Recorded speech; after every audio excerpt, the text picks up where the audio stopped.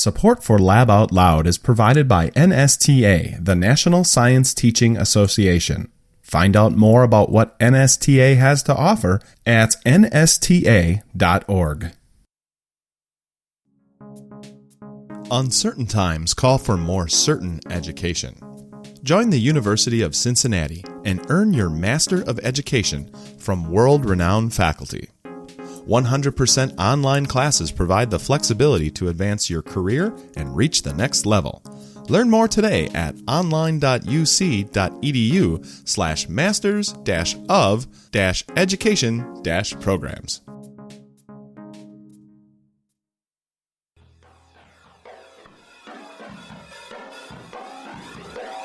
You're listening to Lab Out Loud, Science for the Classroom and Beyond. And today our guest is an environmental photographer who takes us through a journey about how his work is not only art, but data. The past 15 years or so, I'm particularly conscious of the fact that I'm collecting evidence. That really hit me hard when I started working on the glaciers in the Arctic, that the realization that this wasn't just about me expressing my moment in time. It was that I was out there as a detective. I was collecting forensic evidence to bring back the civilization to say, see, here's what's going on. You can't deny the evidence. It's real. Here it is. That's up next on Lab Out Loud, but first, I'm your co-host, Dale Basler. And I'm Brian Bartel. Hey, we got a great guest today. Right. We have been taking a little dive into science film, science documentaries, and I think it's maybe because of all the, we're not being distracted, I guess, with all the other activities that we would have. So we're doing our job, staying at home, staying in place, and it's like, hey, time to learn some science through film. The other thing I think is we've seen a lot of really good use of video. We've all been exposed to more video with video chat. Yeah. And, we've seen teachers make a lot of videos and students making videos too. So that's been on my mind as well, thinking about how to make a good science film and thinking about what's important and how to grab the reader's attention or in making a visual story. Yeah. So we bring in a guest that has really done an excellent job with that. That's right. And here is another person who screened a documentary at the NSTA conference in 2019 in St. Louis. We welcome James Balog to the show. Well, thanks for having me. It's a pleasure. I'm an environmental photographer. I've been doing this for 40 years. I've traveled all around the world looking at the natural environment and looking at the intersection of people and the natural environment. And over time, I've come to realize that those actually are not two separate states of reality, people and nature. They're all one thing that is nature with a capital N. Mm. We actually saw that there was a showing of The Human Element, which is one of your recent projects, at the NSTA conference in St. Louis. I think it was a year and a half ago now. And that's actually been one of our favorite things to do, is to have some of those screenings there. And Scott Hamilton Kennedy was there as well with Food Evolution. And we did not make it to your screening there, unfortunately. And I really wish we would have. But can you tell us a little bit about that experience working with science educators in that screening? Well, we feel very strongly, my team does, the need to reach out to science teachers and to students. I feel it's been a really important part of my work for many, many years, that it gets conveyed and applied to the needs of public education, to helping teachers, helping students, to expand the general awareness about these environmental issues.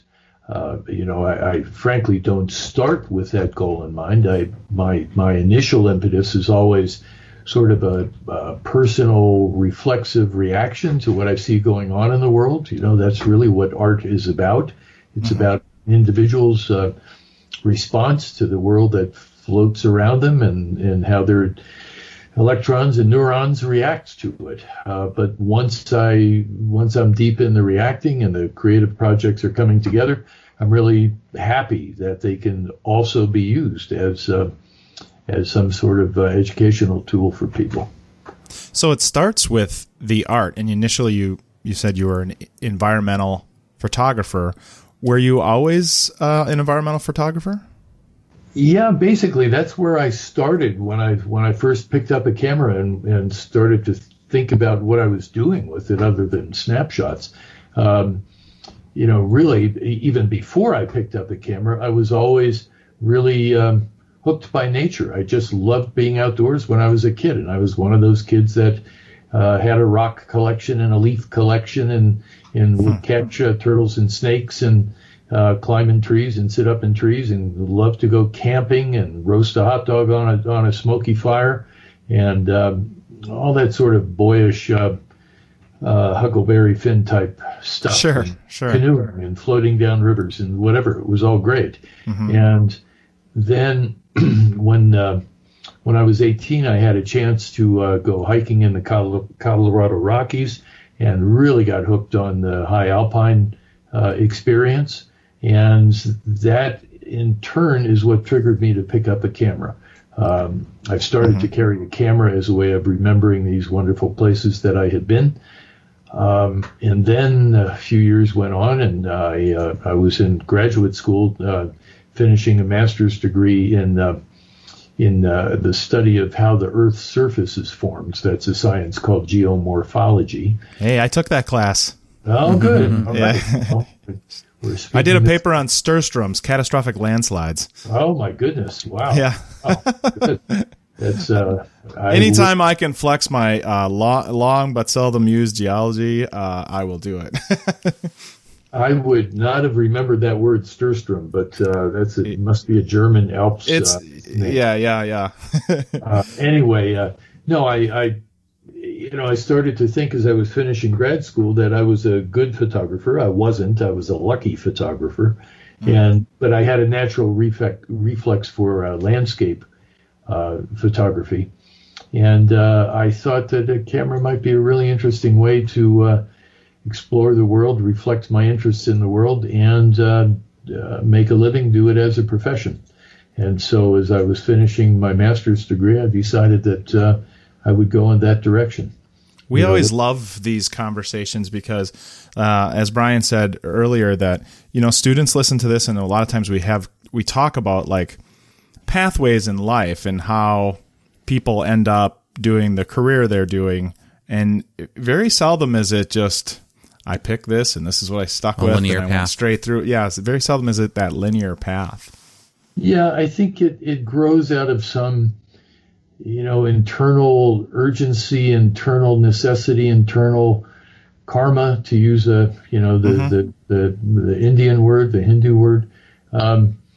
But I was really just reacting to what my interests connected to and with. Strangely enough, just a few days ago, we had an online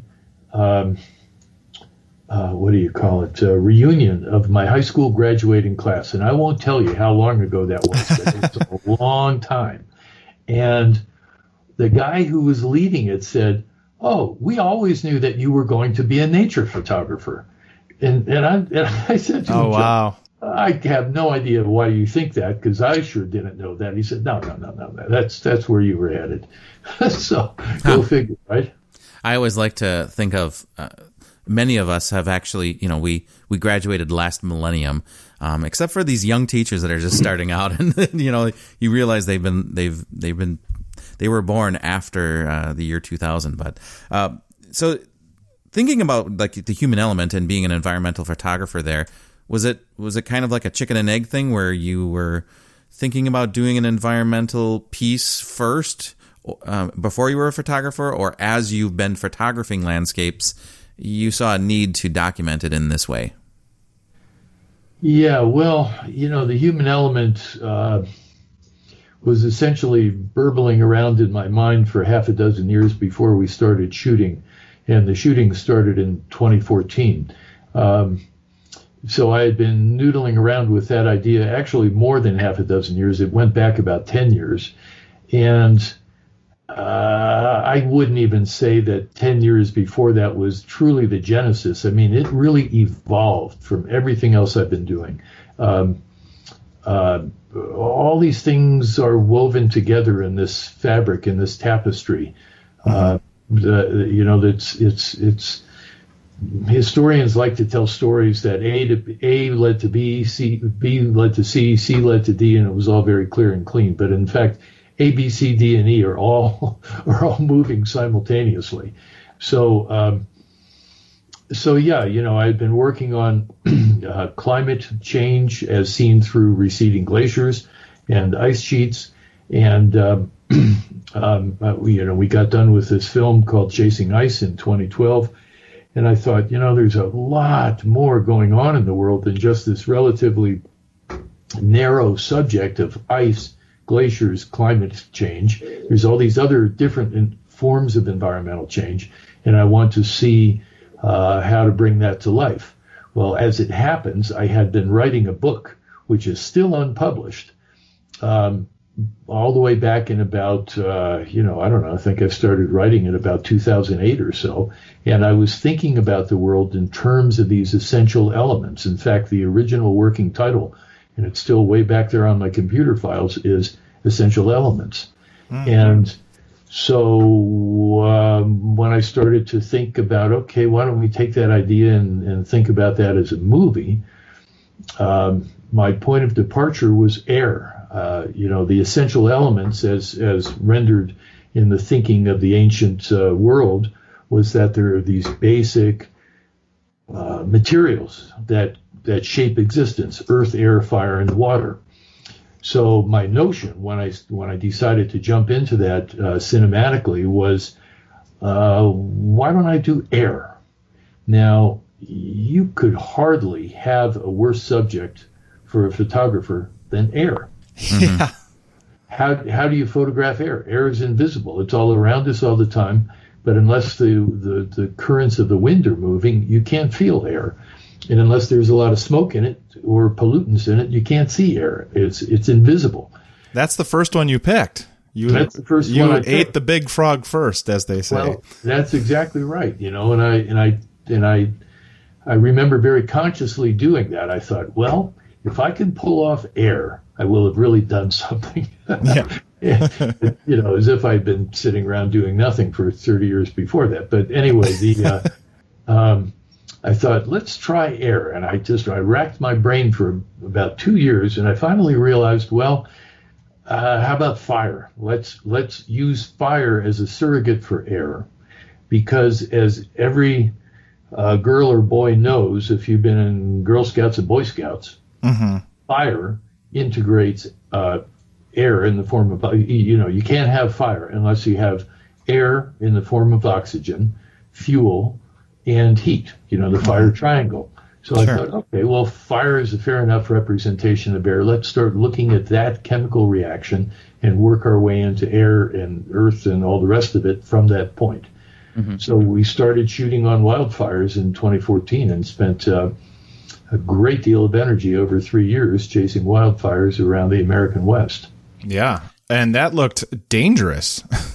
Yeah, it's dangerous, incredibly dangerous. I insisted that my whole team go to firefighter school, which I did myself because I wanted us to get educated and not go into these situations blindly. Wanted to know, how to move, how to think, how to survive, what to wear, how to talk to the firefighters. And it was, really some of the most interesting outdoor experiences I've ever had being around these big fires. Fascinating stuff, fascinating science. I mean, just the most complicated science. And at the same time, the fires are incredibly beautiful to look at. They're these big glowing walls of, they are chemical reaction. But when you see those huge towers of flame blowing up in front of you, consuming a tree in 2 seconds, it's just fascinating stuff photographically. Mm-hmm. Sure.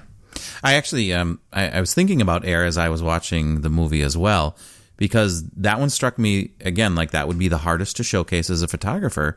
And you did a great job bringing it back into the human aspect, actually all of the elements in a sense. You tied in the human, impact going into the element, but also how that is affecting people on the other end of it. And the air part did a pretty good job of that, regardless. As talking about asthma, you also had, talking about sensors and following the trail. And I think that was a great way to, there's 2 points that I'd love to talk about. One is just, the experimentation in your shots, but also the fact that as you're thinking about air and the way you showcased it, you must have had a couple of shots or scenes that didn't make it off the cutting room floor. Were there other ways that you tried to, or thinking about showcasing air or illustrating air visually that didn't make it? Yeah, we spent a lot of money one winter taking a whole crew up to Fairbanks, Alaska, to photograph methane bubbles. Oh yeah, that were leaking up from the floor of these frozen lakes. This is in January. Yeah, it's cold. It's like 30 below zero, and we thought that these methane bubbles frozen in ice would be part of the air story, a way to look at them, because the methane bubbles get actually frozen as bubble shapes inside these 4 or 5 foot thick layers of ice on these lakes. And we did pretty well, but it just didn't quite come together. And that was an expensive $75,000 wasted. Almost like a cast then, huh?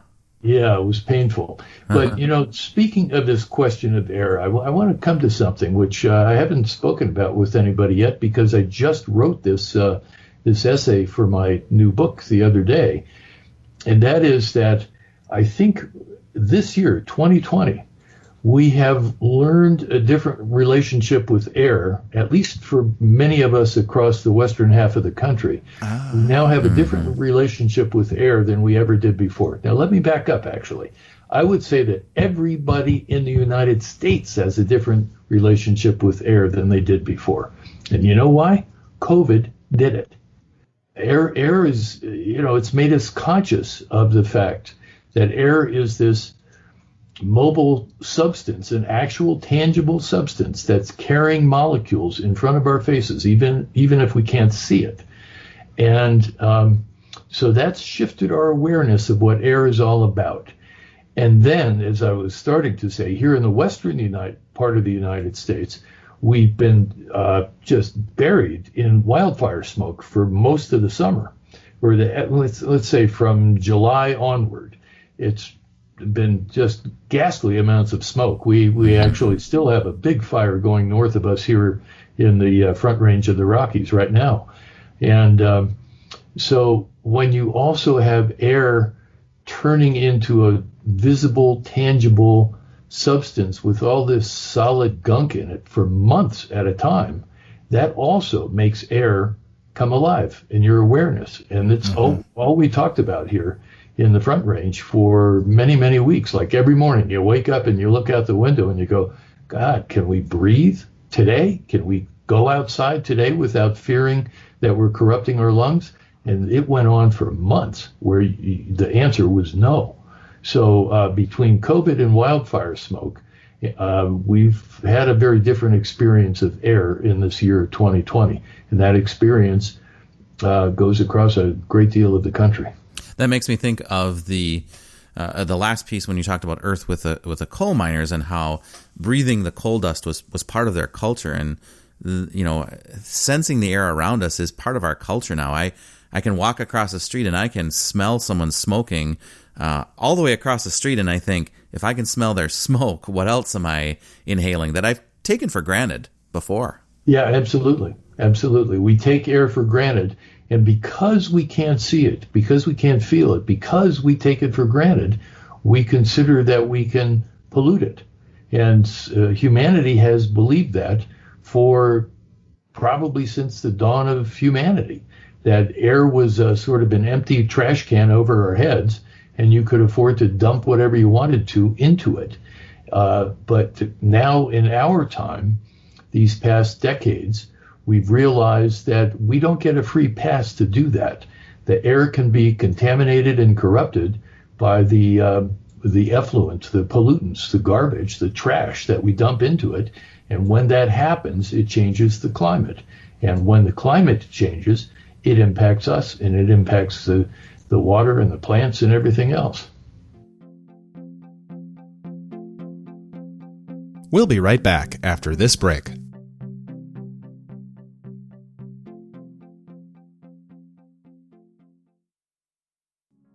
Become a leader in your school and advance your degree with a Master of Education, 100% online from the University of Cincinnati. Earn your Master of Education in Curriculum and Instruction or a Master of Education in Educational Leadership from world-renowned faculty. Get the world-class, life-changing, career-rewarding degree you deserve without sacrificing work and family commitments.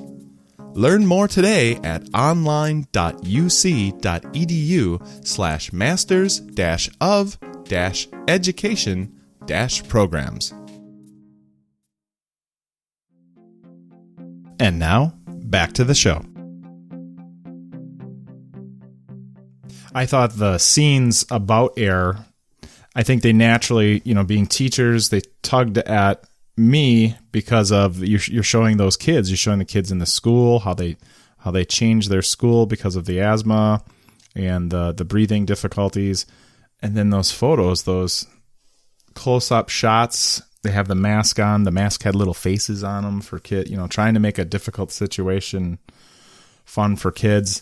That's one of the parts that really hit me. I think staring into those kid faces, really just, you can't see the air, but boy, can you see how it affects us. Yeah. That's for many people, that's the most poignant scene in the film. It was at a special school in a hospital in Denver. It was a normal school, but it was within the hospital. And there were, I don't know how many kids went to that school, 100, 200, something like that. And these children were so afflicted by asthma that they could not go to regular schools because the asthma attacks would have them staying home for 60, 70, 80 days of school every year. So what these kids who are acutely reactive do is they go to this school. The school has a nurse. The nurse has all of their medications for each child already. And, their parents give the kids medication in the morning before they leave home. Then they come into school, and the nurses are dosing these kids to keep the asthma at bay all day long. And most of them get 4, 5, 6 hits of the medication as the school day goes on, and they can continue to function intellectually and socially without being crippled by the asthma and have to go home. I seen a story in Louisiana where families, the mom and the kids are saying we're basically indoor kids now because they're so affected by their breathing due to the oil refineries there. It was the parallels with that. Absolutely. There's a tremendous problem in pockets all across the United States, downwind of these oil and gas drilling fields and around the oil refineries. There's a lot of toxic stuff in the atmosphere that blows out of those places, and the kids are the first ones to feel it. The other people who feel it are the elderly.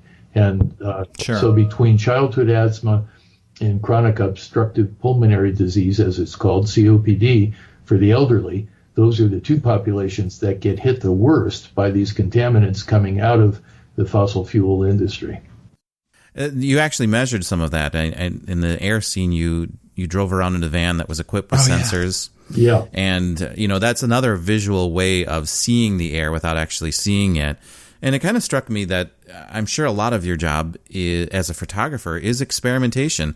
And in many ways, the photograph is an observation. It's a moment in time caught on record, just like some of the early experiments that we may have had would have used a camera before it was an entertainment device as part of an experimentation. You also incorporated other things like infrared and time lapse and other things like that. Can you tell us a little bit about your photography as an experiment? It's a really interesting subject. I was just scribbling some Post-it notes on that issue about an hour ago, because I'm going to revise this prologue that I've written at great expense of time and energy for this new book. But I'm going to rewrite it to talk a little bit more about exactly what you just mentioned. as I think I said earlier, I'm not sure I did or not, but in any event, my initial reaction to these subjects is always a personal one, an artistic one, an experiential one.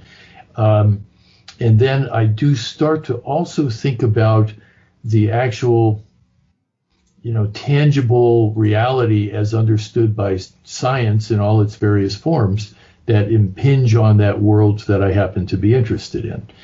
And the past 15 years or so, I'm particularly conscious of the fact that I'm collecting evidence.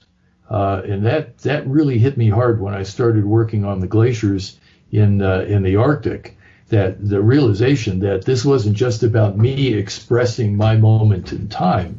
It was that I was out there as a detective. I was collecting forensic evidence to bring back to civilization to say, see, here's what's going on. You can't deny the evidence. It's real. Here it is. It strikes me as interesting, too, using the photograph. And you use it throughout the film where the shot lines you up with taking the photograph, and then you hear the shutter click, and you see the picture, the rendered image at the end. And it kind of struck me as interesting because a photograph captures a moment in time, like we've been talking about, but it also kind of puts that in the past. And in that same way, that can be optimistic to think about what the future might hold in differently. Is there optimism in any of what you've been documenting? Well, that's something that's I'm losing a lot of sleep over lately, and I'm not absolutely sure, to tell you the truth. Let me answer that a little bit elliptically. The film is called The Human Element.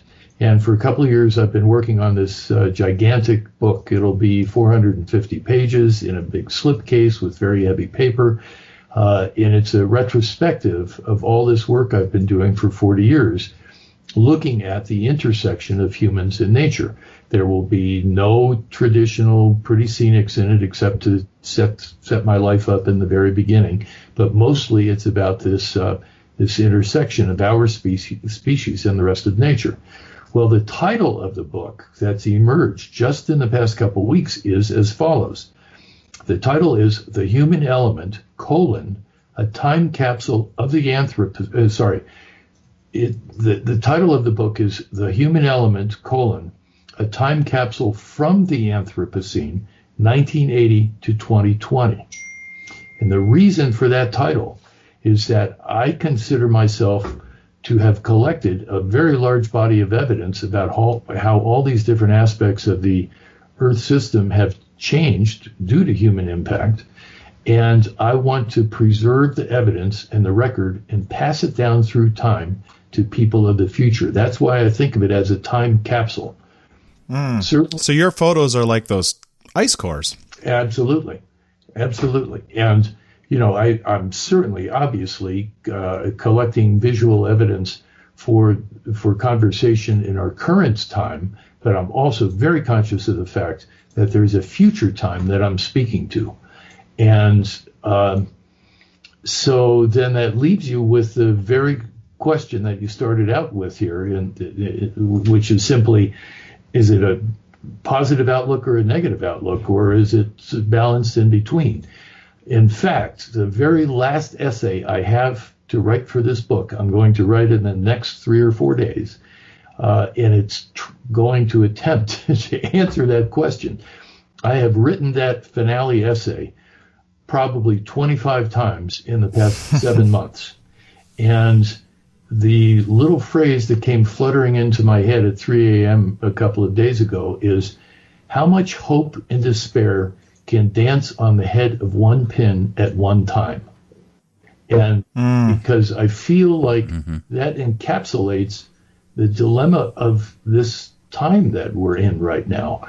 There is reason for hope about climate and about environmental change. There's also plenty of reason for despair and pessimism about the future. And those two things exist simultaneously right now. And if anybody tells you otherwise, they're deluded. If they're saying everything's great and wonderful, they're ignoring a whole bunch of very heavy information that's been collected. And if everybody, and that's a Pollyanna approach. But if somebody also says, "Oh, it's dire and we're all going to die and the human race won't survive," I don't believe that either. The human race is going to survive. The only question in my mind is, what will the expenses be? How hard will it be? Yeah. It's funny you bring that up, because I texted a colleague, a friend of mine also, who's been a lifetime environmental science teacher. And I said, hey, because I talked about the movie with him, and I was like, "You got any questions?" And that's exactly what he addressed, is like, how do you get people to take climate change seriously? And really, it was just him expressing struggling with the worry about all of this. And I suppose as someone who's taught environmental science as long as he has, he's been banging away at it just like you have. How do you keep going? What drives you to keep going for this effort? Well, everybody who is knowledgeable in this field feels that sense of angst and tension, because the evidence is pretty overwhelming that we're in the midst of a period of very substantial climatic change triggered by the acts of the human race. And the people who deny that are simply ideologues, or they're corrupted by politics and money, or they're just plain ignorant. I'm sorry. I know I'm not supposed to be judgmental when I'm being a communicator, but that's the way I see it. And so once you become aware, knowledge is pain sometimes. It's the way life is.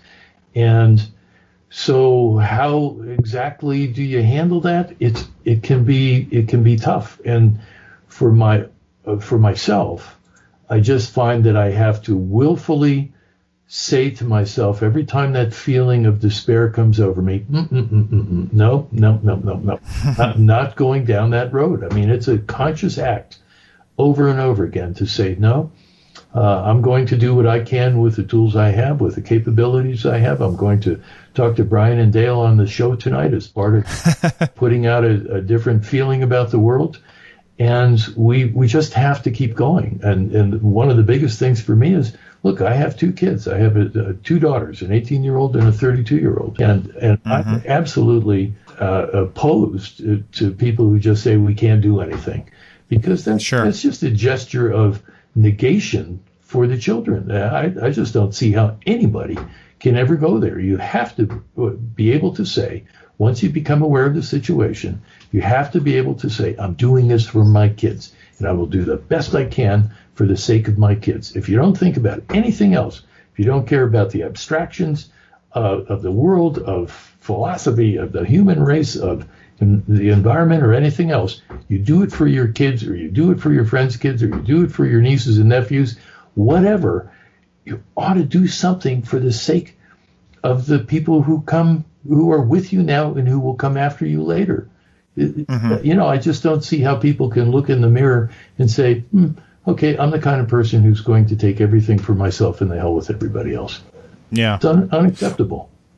When you were making the film, my guess is you were thinking of your kids at times. Very much.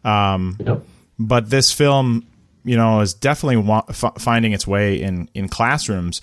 When you make things like this, do you, when it's taking place, are you thinking about it and how it's going to be used in a classroom setting ever?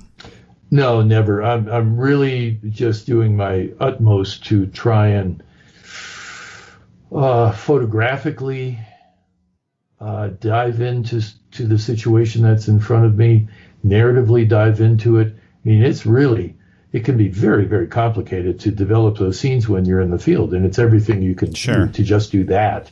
And to think about the downstream consequences, it's really, would be beyond one's capacities. I think you had the advantage with the four elements, because like the human element has this whole lesson plan package that comes with it. That if you go to the human element website, teachers can download that. And what works so well, because you have four subjects, basically, that it kind of breaks up so nicely to kind of work through these topics as an educator. Yeah, well, absolutely. That's certainly true, and I'm very pleased that it has worked out like that. We've actually been having some discussions the past couple of weeks in our creative team that maybe we should be pitching a multi-part series to Netflix based on those elements. And once you start unpacking the stories, you go, well, we can do it as 4 or 5 elements, but we could slice some of those stories into multiple parts. It could be a 10-part series. You could do a 1 season on air itself. Yeah. Digestible that way. I hear the permafrost is melting in Siberia. Well, hey, she did that whole salt, fat, acid. That true. What was that? The food elements? I forgot now. That was a huge Netflix success. Yeah. No, there's, just the ice story alone. We could do a couple hour-long episodes on that. But in fire could be a couple episodes, and air could be a couple episodes, and then there's pandemics and air and all of that. But honestly, my creative passion right now is to get this gigantic book done and put my thoughts into words as effectively as I can, and everything else has to come later. As you're putting this book together, we've heard you talk a lot about despair, going through documenting these last 40 years. How do you not let that? How do you express that in a photograph that, as an environmental photographer, you're kind of trained to showcase the beauty in the world around you, and is there a balance there that you have to strike? Yeah, it's an interesting thing that I wasn't able to put into words until I was writing the prologue for this book, and that is that the job becomes to have 1 foot in the world of beauty and 1 foot in the world of what's the right word? Disturbance. And with this particular body of work, you have to somehow reveal the disturbance. Maybe you look at it directly, or maybe you look at it symbolically. But one way or another, you have to create some reflection of the disturbance you're trying to express. But the secret sauce is that you have to do it with beauty. You still have to make that picture beautiful. You have to make the lighting good, and the composition good, and the colors interesting, and the action interesting, and if possible, all of that together. So you have to express the dark side by looking at the light side. And look, for me as a photographer, I started out wanting to be a typical romantic nature photographer, expressing the glories of bubbling brooks and falling aspen leaves and gorgeous sunsets on mountains. Well, I realized pretty fast that was kind of a limited art form, and it wasn't very imaginative or creative. And that is what led me ultimately down the path I've been on for the past 40 years with this humans and nature dichotomy business. But in writing this book, I realized that even so, there is still a part of me that's looking for the beauty in the midst of this. The beauty is the key to making these subjects come alive. Well, thank you so much for your time, James. We enjoyed the movie. We encourage educators to find it and to have conversations within your classrooms about it and the effects of climate change. And we look forward to seeing the book once it comes out. Yeah, it'll be next year, and we'll let you know about it. And I really appreciate the chance to have some kind of communication with your community of teachers and students. And I can only hope that these little works of mine have some positive effect in altering how people are thinking about things. So, Brian, Dale, thanks a lot for having me here. Thank you. Thank you so much. All right. Take care. Bye-bye. Thanks for listening to this episode of Lab Out Loud. If you'd like to learn more about some of the things discussed in this episode or previous episodes, you can find show notes at our website, laboutloud.com. If you have a guest idea or a future topic that you'd like to see on Lab Out Loud, go to our contact page and send us a message. Also, you can subscribe to Lab Out Loud on your favorite podcasting app, such as Apple Podcasts, Spotify, Stitcher, Google Play, or wherever you like to find podcasts. While you're there, leave us a review and rating. Your input helps others find our show. Thanks again for listening.